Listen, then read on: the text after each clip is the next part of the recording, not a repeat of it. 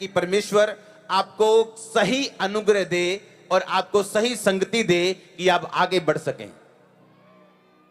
Bible कहती है, पौलुस ने कहा तीमुथियुस से कि जब तेरा ध्यान इन वचनों के ऊपर लगेगा, तेरा प्रॉफिट, तेरी उन्नति सब लोगों के ऊपर प्रकट की जाए। इसका मतलब अगर आप इन बोले गए वचनों के ऊपर चलते हैं, अगर आप इन बताए गए वचनों के ऊपर चलते हैं, अगर आपका ध्यान वचनों के ऊपर है, तो बाइबल कहती आपका उन्नति जो है, आपका प्रॉफिट जो है, आपकी बेहतरी जो है, आपकी ब्लेसिंग जो है, वो दूसरों के ऊपर प्रकट होगी, क्योंकि वो आपको मिलेगी, वो इसलिए प्रकट होगी। आमीन। कितने मेरी बात को समझ रहे हैं? अपने पड़ोसी को बोलो, अपनी संगति को सही रख। ऊंची आवाज में बोलो, बोलो जैसी तेरी संगति है वैसा तेरा रिजल्ट होने वाला है। आमीन। आप तैयार हैं सही संगति को रखने के लिए? भजन संहिता 36 उसकी 9 में लिखा, क्योंकि जीवन का सोता तेरे ही पास है, तेरे प्रकाश के द्वारा हम प्रकाश पाएंगे। अगर आपका बिजनेस फेल है तो आपके पास जीवन नहीं है, आपके बिजनेस में लाइफ नहीं है। आपकी रिलेशनशिप फेल है, घर में सब फेल है, बाप इधर है, माँ उधर है, बेटी उधर है, बेटा पीछे, चार दिशाओं की ओर चार लोग देख रहे हैं, इसका मतलब आपके रिलेशनशिप्स में, आपके घर में प्रकाश नहीं। बाइबल कहती, उसने कहा मैं तेरे प्रकाश के द्वारा खुद प्रकाश पाऊंगा। और अगर आपके पास परमेश्वर का प्रकाश ही नहीं है, और किसे प्रकाश बोलते हैं आप? वचन परमेश्वर का प्रकाश है। लिखा वचन ही ज्योति, और ये ज्योति परमेश्वर ने मनुष्यों के पास भेजी। यही ज्योति देह धारण करके पृथ्वी पे आई, और ज्योति वचन है। लिखा तेरे वचनों के द्वारा मैं प्रकाश पाऊंगा, क्योंकि जीवन का सोता तेरे पास है। वो आपकी लाइफ में हो, आपके बिजनेस में हो, आपकी बॉडी के अंदर हो। अगर आप वचनों को पढ़ना शुरू कर दें, इम्पॉसिबल है कि आप बीमार रहें, इम्पॉसिबल है कि आप गरीब रहें, इम्पॉसिबल है कि आप डिप्रेशन में रहें। मैं आपको गारंटी देता हूं, दुनिया के हर डिप्रेशन के मरीज को चर्च में ले आओ। मैं नहीं कह रहा 99%, मैं कह रहा हूं हर एक डिप्रेशन का मरीज चर्च में ले आओ। अगर वो वचन पढ़ना शुरू कर देगा, 100 के 100 डिप्रेशन से आजाद होंगे, 100 के 100। डॉक्टर थक जाए, दवाइयां थक जाए, काउंसलिंग थक जाए, साइकेट्रिस्ट थक जाए, मैं कह रहा हूं सब थक जाए, वचन पढ़ाना शुरू कर दो, 100 के 100 चंगे होके खड़े हो जाएंगे आपके सामने। उसमें लिखा जीवन का सोता तेरे पास है, और तेरे वचनों के द्वारा, तेरे प्रकाश के द्वारा हम प्रकाश पाएंगे। हालेलुया। भजन संहिता 119, जो कि सबसे बड़ा चैप्टर है बाइबल का, और उसकी 162 आयत में लिखा, कहता है जैसे कोई बड़ी लूट पाके हर्षित होता है, वैसे ही मैं तेरे वचन के द्वारा हर्षित। जो कुछ भी शैतान ने आपका लूटा, आप वचन के द्वारा उसे वापस ले सकते हो। वो आपकी सेहत क्यों ना हो, वो आपका फाइनेंस क्यों ना हो। कहता है जैसे कोई बड़ी लूट पाके खुश होता है कि मुझे इतना सारा लूटने को। ये पुराने नियम की बातें, तब वो लूट चलती थी कि राजा दूसरे राजा को मारते थे, उसकी चीजें ले लेते थे। लेकिन इस वचन से आत्मिक मैसेज को समझने की जरूरत है। उसने कहा जैसे वो लूट पाके कोई हर्षित होता है, मैं तेरे वचन के कारण हर्षित हूं। और ये कोई इमोशनल बात नहीं लिखी। जब आप रियल वर्ड फॉलोअर बन जाओगे, आपको लूट मिलने वाली, जो शैतान आपसे छीन के लेके गया, और जो चीजें आप डिजर्व नहीं करते, आपकी लाइफ के अंदर होंगी यीशु मसीह के नाम में। अगर आमीन हो जाओ। आप मेरी बात को शायद समझे नहीं, आप मेरी बात को शायद समझे नहीं जो मैंने कहा। मैंने कहा जैसे कोई बड़ी लूट पाके हर्षित खुश होता है, कहता मैं तेरे वचन के कारण हर्षित हूं। आप समझे नहीं मैंने क्या कहा? आपको समझ आ रही क्या?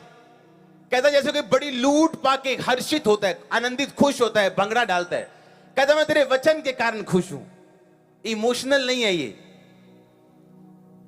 ये इमोशनल बात नहीं है कि मैं इमोशनली खुश हूं। रियल आपको वो चीजें मिलने वाली है जिसके आप काबिल नहीं हो, जिसके आप डिजर्व नहीं करते। ऐसे स्थानों पे बैठना, पर आपको मिलने वाला है वचन के कारण। आप डिजर्व नहीं करते हो, मैं डिजर्व नहीं करता हूं। सुनो, मुर्दके कहता एस्तर से, कहता एस्तर अब टाइम है, तूने अपनी जाति को बचाना है। अगर तू ना बचाएगी तो खुदा किसी और का इंतजाम कर देगा। कहता अगर तू ना काम करेगी ना, खुदा किसी और का इंतजाम कर देगा। प्रभु के भवन में हमेशा ऐसा होता है। कभी घमंड ना करो अपनी ड्यूटी का, क्योंकि आपसे बेटर ऑप्शन परमेश्वर को मालूम है। कहता कोई बड़ी लूट पाके जैसे हर्षित होता है, आनंदित होता है, खुश होता है। कहता मैं वचन के कारण ऐसे आनंदित हूं। क्यों? क्योंकि वचन आपको वो देगा जिसके आप लायक नहीं हो। आपके रिश्ते बेस्ट होंगे, आपकी लाइफ बेस्ट होगी, आपके बच्चे बेस्ट होंगे, आपका सीड बेस्ट होगा। आमीन ऊंचा, आशीष ऊंची, हालेलुया।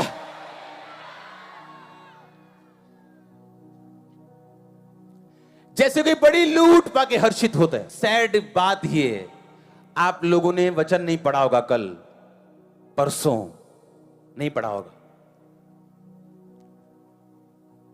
आपको लगता है मैं क्रिश्चियन हूं, हां बाइबल च वधिया गल्लां लिखियां। ये एक वो पुस्तक नहीं जैसे आप एक धार्मिक पुस्तक की तरह पढ़ो। ये वो वर्ड है लिखा जिस पर जीवन का सांस फूका गया। जो सांस आदम के अंदर फूका था और वो जीवित हो गया था, वो सांसों के द्वारा ये आपकी बाइबल लिखी गई।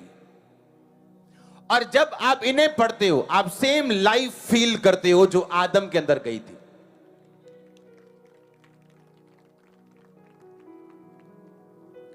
सेम लाइफ जो आदम के अंदर गई थी, आप जब वर्ड पढ़ते हो, सेम लाइफ आपके अंदर जाती है। आपका अंग मरा हो अंदर, वो जी उठेगा। इसीलिए जब लोग यहां बैठे होते और बोलते हैं कि मेरे कुछ हुआ और मैं बाथरूम गई और मेरे यूट्रस से रसौली बाहर आ गई, क्यों? जब सांस फूका गया, वचन आपके अंदर जाएगा, वो कुछ करेगा। आपकी आंख मरी है, वो आंख मरी नहीं रहेगी।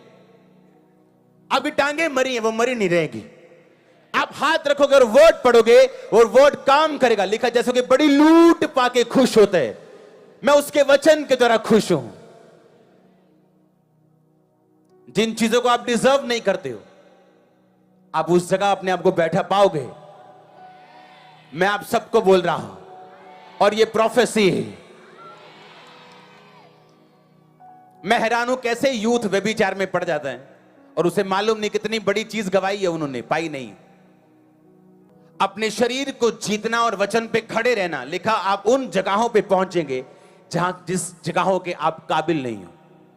आप वहां होंगे, आप बोलेंगे मैं इस जगह काबिल नहीं हूं, हां, लेकिन प्रभु ने अपने वचन के कारण कि मैं उसके वचन पे खड़ा रहा, उसकी पवित्रताई पे खड़ा रहा, और आज मैं इस स्थान के ऊपर हूं। आमीन। मैं जो एक समय पागल था, आज डॉक्टर मुझे सुनने के लिए आए। हां, क्या बोल सकते हो? तो डॉक्टर क्यों सुनने आएंगे मेरे को? अगर वर्ड मेरे अंदर है तो सुनने आएंगे।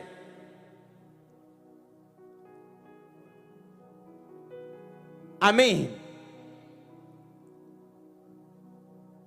नीति वचन 1 उसकी एक आयत को हम पढ़ेंगे। मैं आपको ऐसा करना चाहता हूं कि आप खाना खाना भूल जाएं, बाइबल पढ़नी ना भूले रोज अपनी।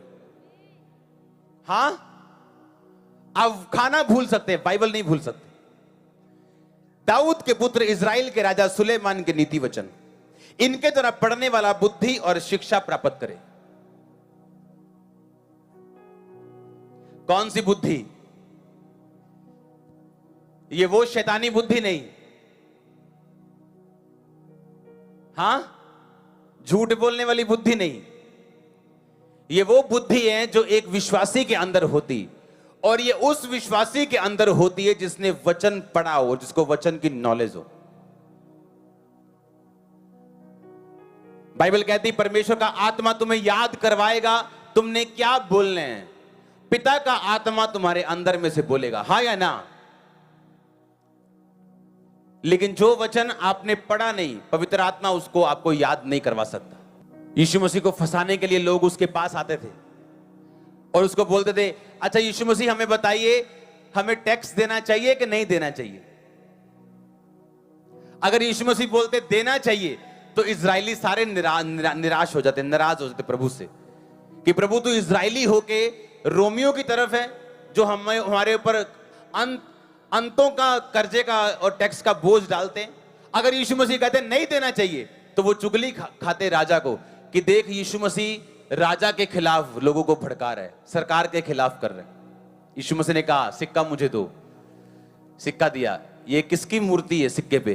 कैसर की, राजा की। यीशु मसीह कहते जो राजा का है वो राजा को दो, जो प्रभु का है वो प्रभु को दो।